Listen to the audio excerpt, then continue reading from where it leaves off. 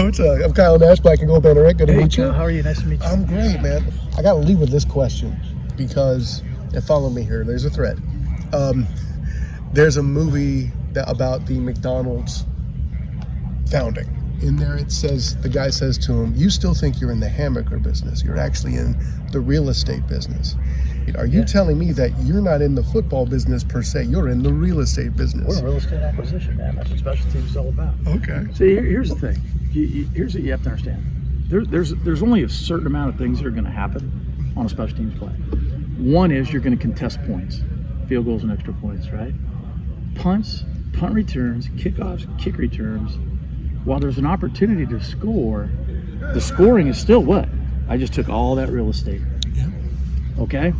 You kick the ball to me at the goal line, and you're saying, we're going to run down and we're going to take as much real estate as we can. And I'm saying, bullshit, I'm going to take the ground because this ground belongs to me.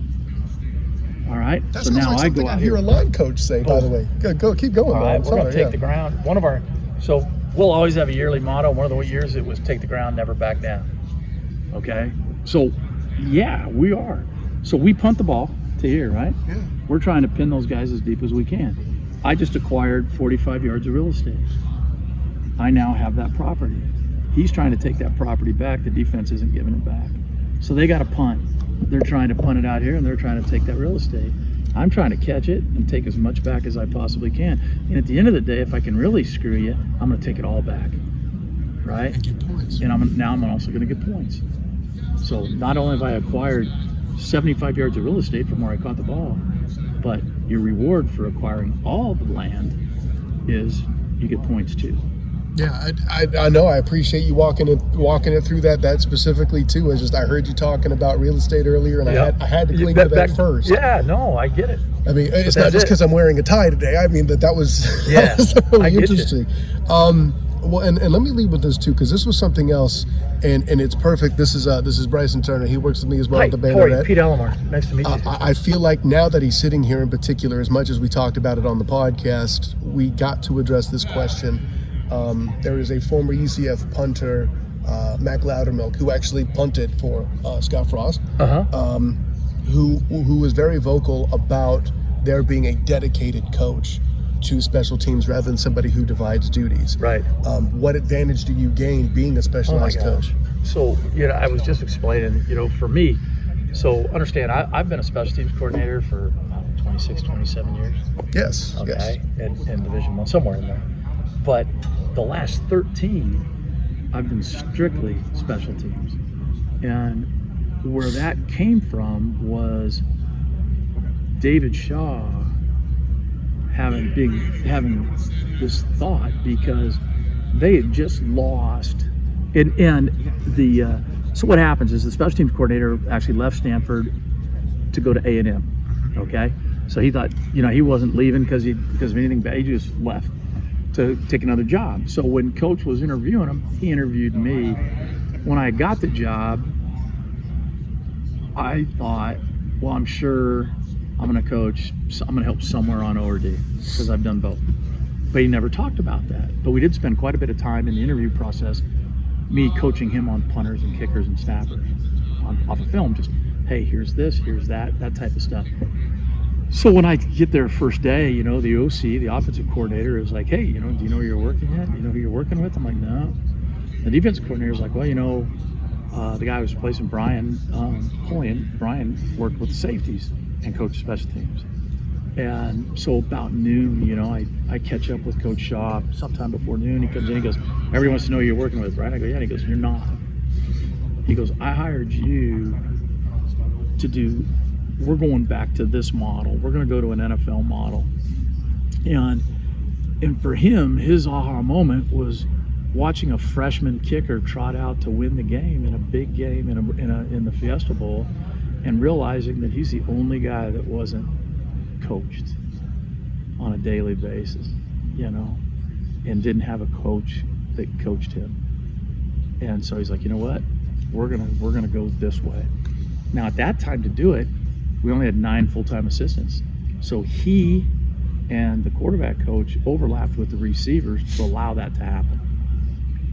And we had a lot of really good success there. We We had some great players. We won some Rose Bowls and Pac-12 championships and everything else. So, but credit Matt Loudermilk, right, Matt? For Yeah. what's that? Mac, M-A-C. Mac. Sorry, Mac.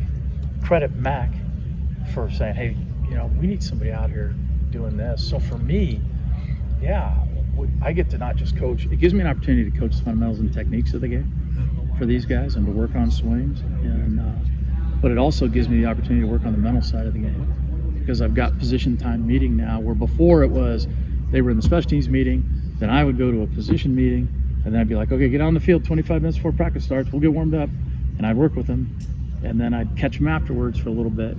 But you really didn't get to develop the whole package that you needed to develop at that spot.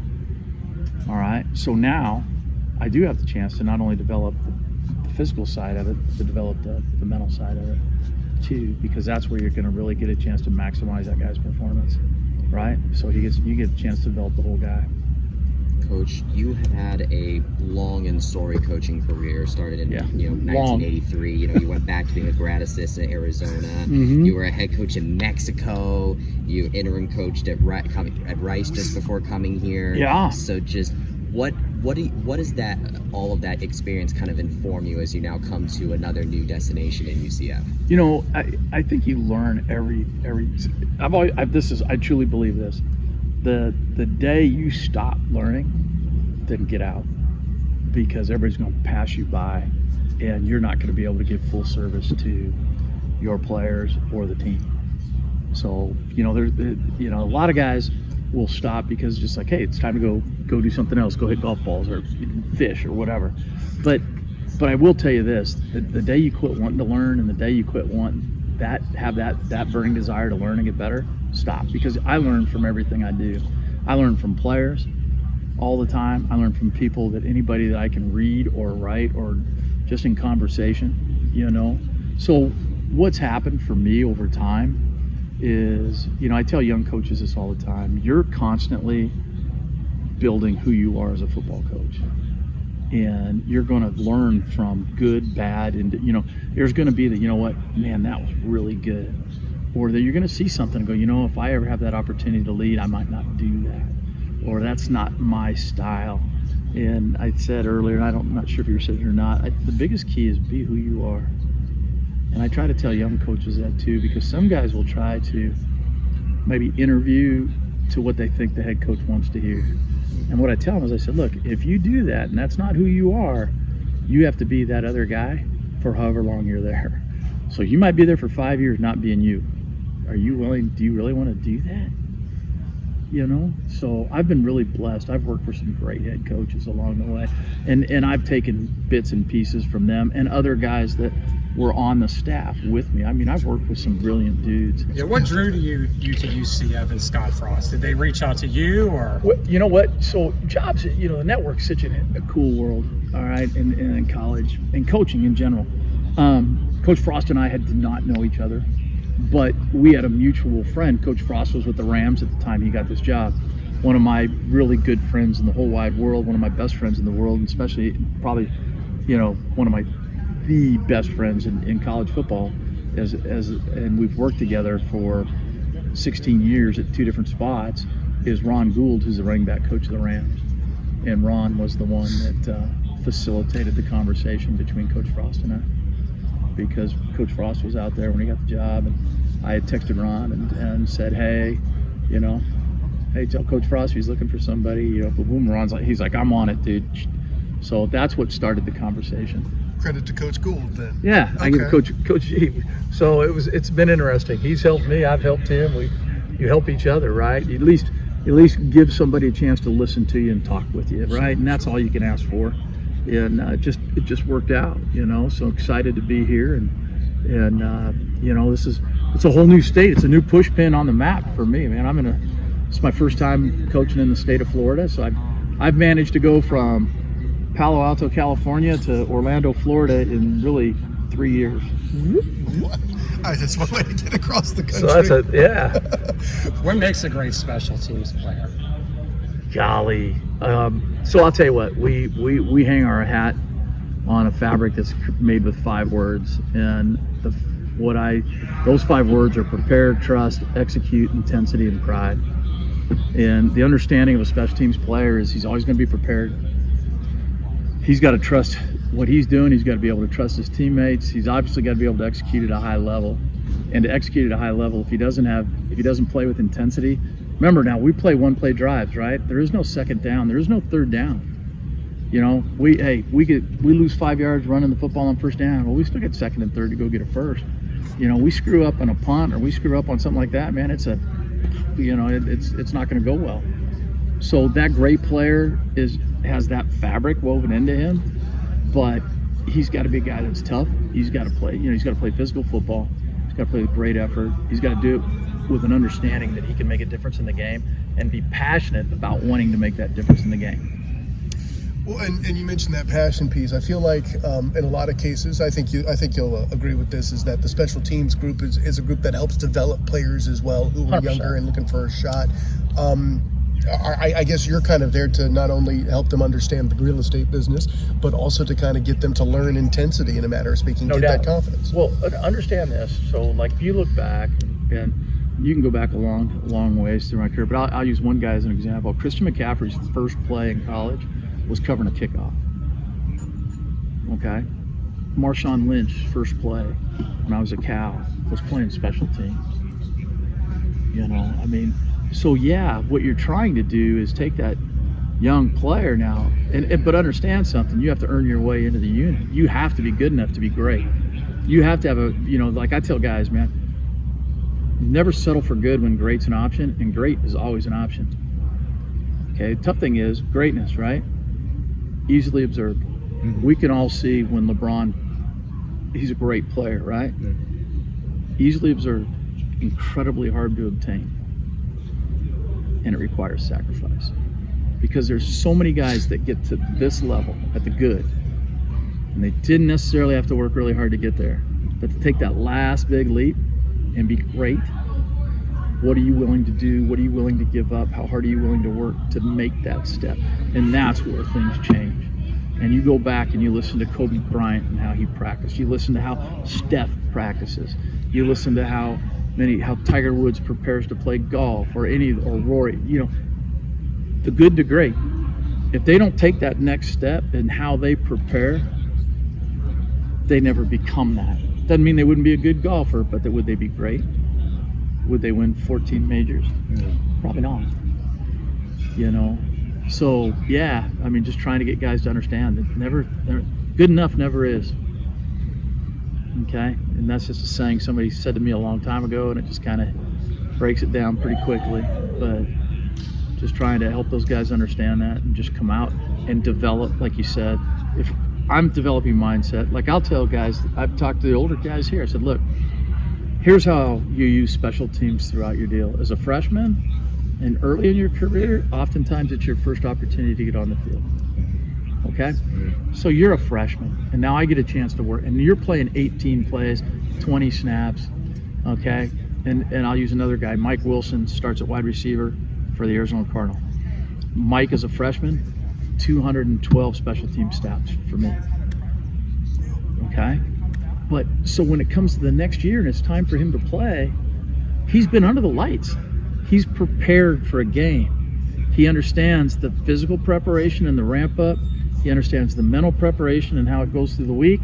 He understands that when the lights come on, man, it's still just 11 on 11. We're just playing on a grass field, and the game isn't really any bigger than it was when I was 10 or when I was 15. Okay? Now, as Mike becomes a player, right? Now he's playing, next year he's got a bigger role in the offense, and the next year he's a starter.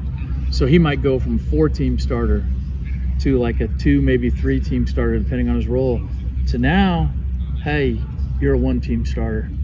Now you might back up on a team, but you're only going to start on 1. So you're going to play 4 plays. You've gone from playing 20 plays a game almost to me to playing 3 or 4 snaps, you know, or 5 snaps.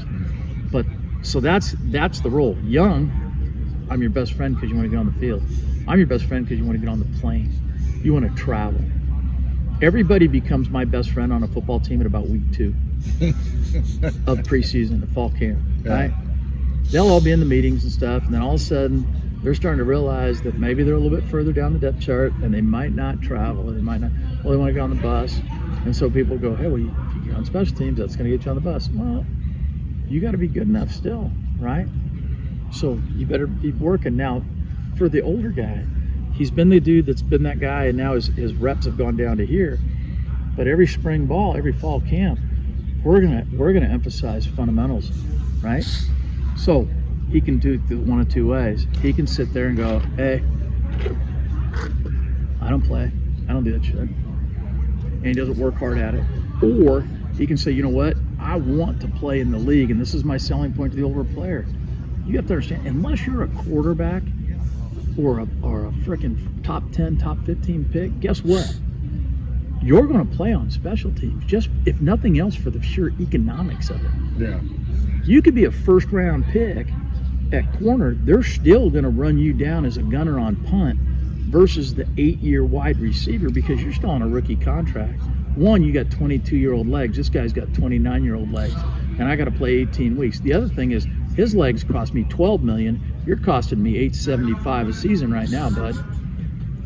No, it's So what do I do for those guys? I help those guys sharpen their tools so that when there's a meeting in training camp and you're going to be the 5th linebacker or the 5th receiver, that the special teams coach is going to have the break. He's going to have the tie vote.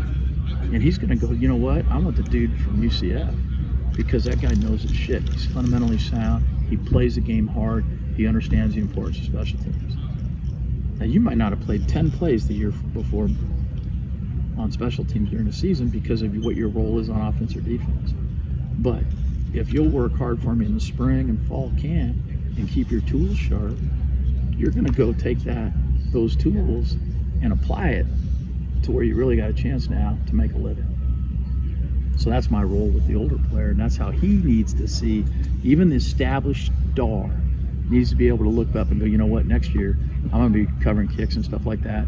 Hey, you know what, this drill, I'm going to do 2 reps now, 2 reps here, and 4 reps in fall camp. But you know what? It's just going to help remind me, hit my brain on how I want to do that, what that technique's like, so that when that coach talks it, I'm ahead of all these other guys that maybe didn't take it seriously or didn't know the technique. Now I get to be the guy, man. You got this guy and this guy. Well, this guy's going to help us more in special teams. Okay, you're in. I hesitate to even break your cadence here because you are cooking coach, but you mentioned having mentality. I think there's another kind of mantra, if you will, no block, no rock. And I've heard this from Gabe Davis, who at one point played for Coach Frost here. Yeah. Is that element something you saw in Coach Frost? I know you hadn't met him yet and all of this leading into it, and you mentioned taking stuff in from other cocoaches that you work with. Sure. Do these elements tie in, and what is something that you see from Coach Frost? Yeah, I think it ties in because Coach Frost now, he wants to play. He's a match the gas kind of dude now. Yeah. Right? We're not going to sit in first gear and roll down the road it's like, okay, I go to Daytona, right? Yeah. And they give me a car, and that car can go 150 miles an hour. Are you going to be the guy that goes 150, or are you going to be a guy that goes 60 miles an hour along the bottom and just kind of cruises? Okay? In our world, man, you want to be the guy that's going to mash the gas. You want to be the guy that's going to go one. If you're going to do it, man, enjoy it. Let's maximize everything we got, and let's do that. And I think one of the things, just in talking with him about how he wants to play the game, and there's time and play, and the other thing is knowing when to go 150 miles an hour and when not to. Right? That's still part of the game. But to have the mentality that, hey, look, when we can get it, we're going to take it. We're going to go. And that's all about, we're back in, listen, if I'm going to acquire real estate, why not take the whole fairway and the green instead of just the tee box, right? So I want to take the whole hole if I can. And I think that's one of the things that philosophically we align, in that. But he takes special teams seriously. He understands the role and how important it is.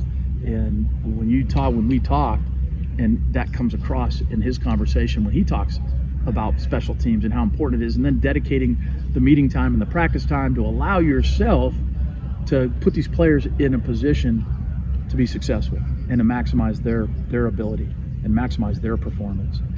So that's where that's always important when you're a special teams coordinator is, what's the philosophy of the head football coach, and I think this football team understands and will continue to understand and grow just learn more about Coach Frost and who he is. And that's what some of this early time's all about, right? Just us learning about the players learning about what's important, and what are the things, what are the foundations. Like I told you, we got 5 words that weave the fabric of special teams for us. And then we've got 6 characteristics that those guys, when they look at those 6 characteristics, you check the boxes. If you want to know why you're not playing, the first thing I want you to do before you come see me is look at those 6 characteristics. Man, are you checking those boxes? If you think you are, or even if you're not, but you want to know how, hey, come see me. Let's come up with a plan. Let's give you an opportunity to try to do that and try to check the boxes. So, Coach, I can tell that Adam's walked over because he smelled what you're cooking. I think we're done here, but thank you very much. Yeah, no, my pleasure. And if your mantra is that when you stop learning, you need to stop, you have told me today that I need to keep going because I've learned a lot from you just sitting here. That's great.